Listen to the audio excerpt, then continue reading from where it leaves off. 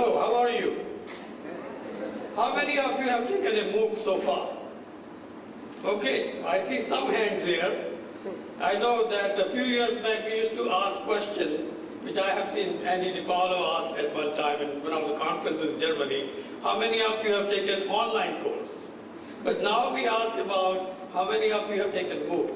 So we have come a long way since we started online education. And that's what I'm going to do today as part of my presentation, is to show you an overview about how we have gone through the various generations of online education, and then how we go to the MOOC as we stand today.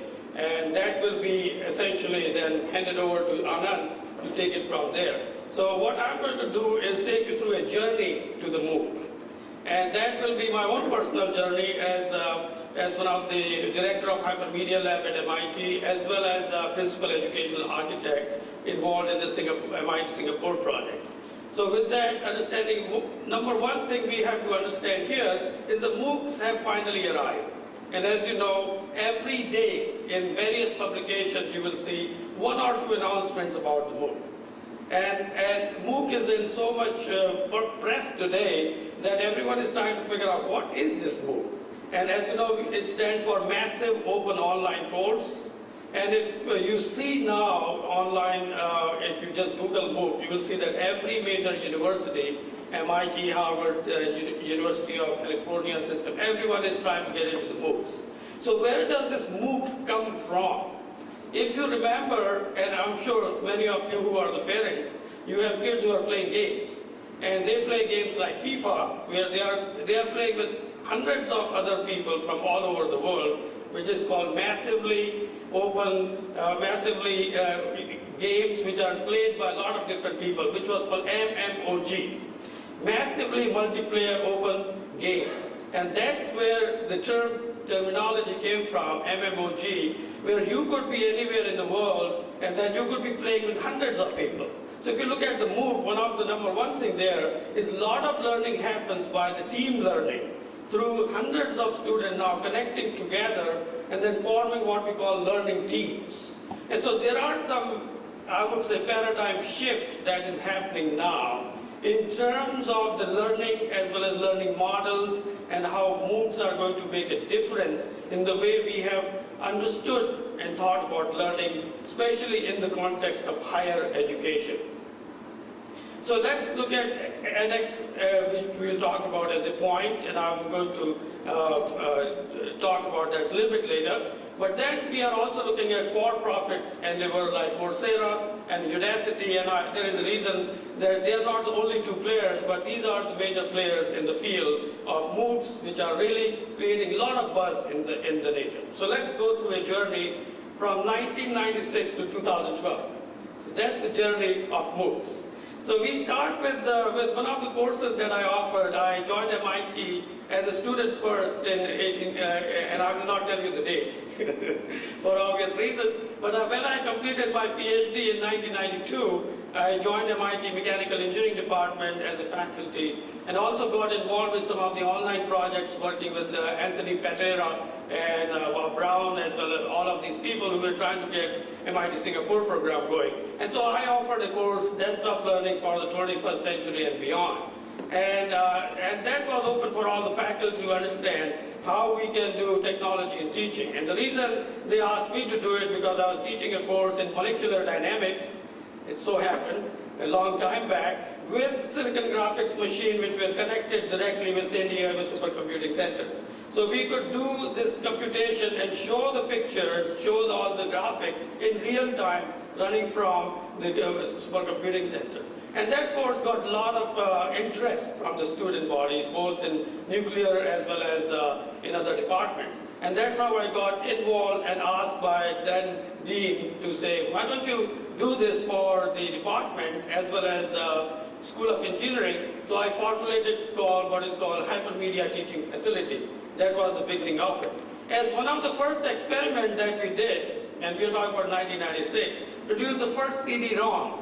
So this is how a lot of things multimedia, you all know about it, but I'm going to take you through the journey. So starting with the fluid mechanics CD-ROM, where we took lots of videos from those videos which were not looked at by the students in the library. We took them out, digitized them, put them in the CD-ROM, and now everyone started looking at those wonderful videos about the great professors like Geoffrey Taylor, who is given the credit to start a field of fluid mechanics.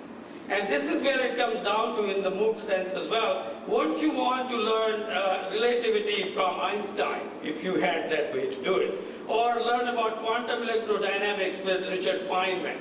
And if you see that history, Richard Feynman, when he taught his course in Cornell, it was recorded at Caltech. And it is now being seen even today.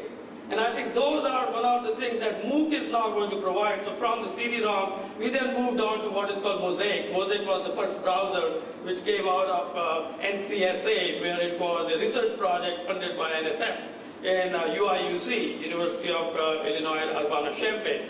And from that, we also started doing experiments. So what I did at that time, created a meta-Mosaic interface to also teach using Mosaic interface. So that's sort of beginning of the LMS models that we were trying that time. And that's where there was an interface created called Hypermedia Instruction and Teaching Environment. This was all done under the premise of Center for Advanced Educational Studies. So if you look at with that and Hypermedia Lab, that we were doing lots of experiments, we also started looking at scalability of these products and what we call distributed learning. Then if you look at slightly later about 1999, we had a PBS project.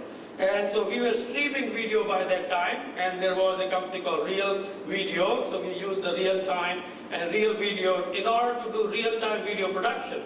And if you look at MOOCs today, and the reason I'm showing these specific examples, that a lot of these examples are now showing up in the MOOC in different incarnations. So what I call is evolution leading to the revolution.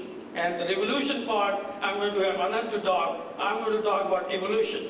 So if you look at in this evolution, the streaming video then were connected with the PowerPoints and all of that. So you could do real-time production of videos along with different kinds of learning assets. So about that time, Hypermedia Facility at MIT created lots of courses for mechanical engineering, all kinds of courses. And they were kind of the early part of LMS, Learning Management System. But then there were a lot of new LMS companies coming, WebCT, Blackboard, you name it, lots of companies. And what we also started doing experiment about that time is virtual labs. And you will see that in the MOOCs, those virtual labs are going to come back again. So we created a virtual lab for mechanics of material, where you could see the actual destruction of different kinds of material right in front of you through the videos. And that was called the Mechanical Properties of Materials Lab. And now these are called virtual labs. And there's a lot of effort now is going into the virtual lab, which is now becoming part of the MOOCs.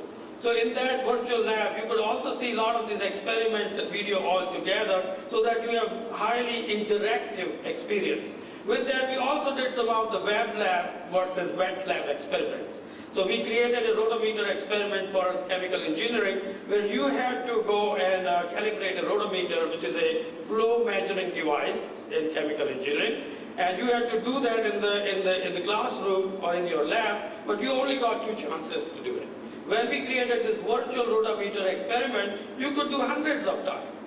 And what we found when we did the study between wet lab student and the web lab student, the web lab, the virtual lab student did better than the wet lab. Because in the wet lab or the actual lab, they only got 1 or 2 chances. But in the web lab, they were able to repeat it hundreds of times and master the understanding of how to calibrate an instrument. So there was this beginning of that, yes, with online education, even the experimental courses we can put online and get almost similar or even sometimes better educational results. With that understanding, that came Pivot Project. So I'm going to run this now. Is that audio, please. The period of the oscillations is independent of the mass of the object.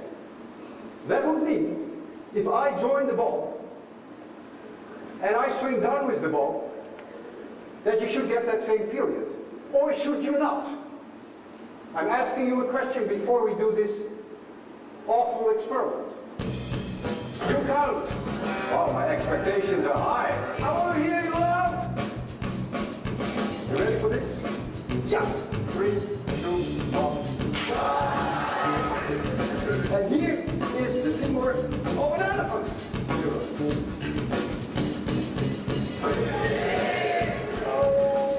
So I need a bonus here. 1, 2,